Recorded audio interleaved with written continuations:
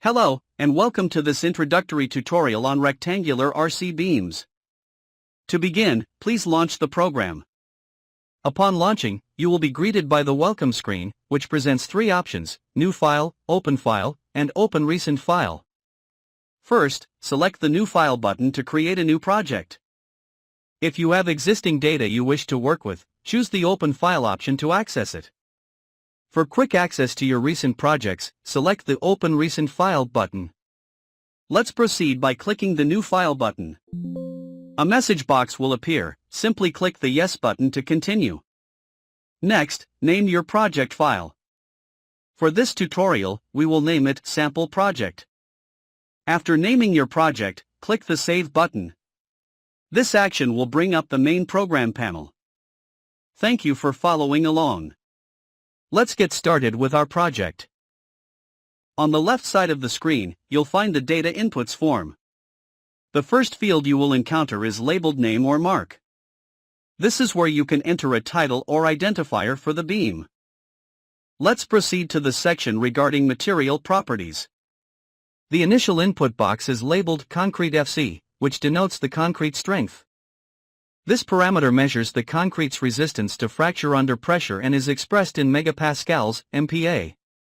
Next, you will find the main bar FY input box, where you can specify the strength of the main rebar reinforcement used in your beam, also measured in megapascals, MPa. Following this, there is the stirrup FY input box, which allows you to specify the strength of the stirrup reinforcement used in your beam, with the unit of measurement being megapascals, MPa. Moving on to the beam data panel. The span type input box. In this drop-down field, please select the type of span used for assessing the section based on seismic provisions in accordance with the National Structural Code of the Philippines, NSCP. The length input box. This field is required for stirrup computation. Enter the length of the beam, with the unit of measurement in meters. The width input box. Here, you should input the width of the beam, also measured in meters. The height input box. In this field, provide the depth of the beam, with the unit of measurement in meters. Now, let's proceed to the rebar data panel. The main bar diameter input box. In this drop-down field, select the diameter of the rebar to be used for the main reinforcement.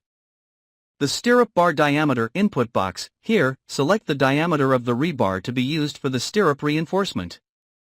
The torsion bar diameter input box. In this drop-down field, select the diameter of the rebar to be used for the torsion reinforcement. Please note that all these input units are in millimeters. In the stirrup design data panel, you will find the number legs input box. This is where you specify the number of legs on the stirrup. Stirrup legs in reinforced concrete beam design are vertical or inclined steel bars arranged in closed loops around the horizontal longitudinal bars. Continuing to the crack control exposure panel. The crack control exposure input box. In this drop-down field, please select the exposure condition to be used for evaluating crack control. This selection is crucial for assessing and managing potential cracking in the concrete structure based on environmental exposure. Moving on to the flexural load tab, it consists of two rows. TB row, top of beam. This row is where you will input the negative moments for the left span, mid span, and right span of the beam. Negative moments typically represent moments that cause sagging or bending in the beam. BB row, bottom of beam. In this row, you should input the positive moments for the left span, mid span, and right span of the beam. Positive moments usually signify moments that cause the beam to bend upwards or create tension. Please ensure that all moment values are provided in kilonewton meters, KNM. In the shear torsion load tab, there are two rows. Shear row. Here, input the shear force values for the left span, mid span, and right span. Shear force represents lateral forces and is measured in kilonewtons, Kn. Torsion row. In this row, input the torsional moment values for the left span, mid span, and right span. Torsional moment represents twisting forces and is measured in kilonewton meters, Knm. Service moment row. Input the service moment values for the left span, mid span, and right span.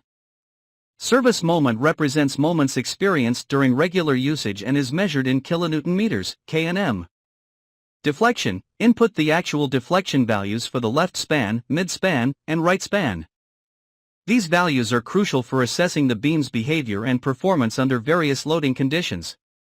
Moving forward to the calculation form, it includes several components. Calculation panels for flexural. This section involves calculations related to the top and bottom moments, which are crucial for assessing the beam's bending behavior. Calculation panels for check minimum. This section focuses on calculations for checking the section based on code requirements. You can choose whether to use the special moment resisting frame, SMRF, or an ordinary beam. Calculation for design of stirrups. This panel pertains to calculations related to the design of stirrups, which are essential for providing shear reinforcement in the beam. Calculation for torsion reinforcement. Here, you will perform calculations related to torsional reinforcement, which helps resist twisting forces in the beam. Calculation for crack control. This panel is dedicated to calculations aimed at controlling and mitigating cracks within the beam, taking into account the specified exposure conditions. Panels for rebars in every section. These panels allow you to update the number of rebars in various sections of the beam. You can edit the rebar numbers in the yellow-colored rows for both top and bottom rebar areas. Together, these components form the calculation form, which plays a crucial role in determining the structural integrity and performance of the reinforced concrete beam.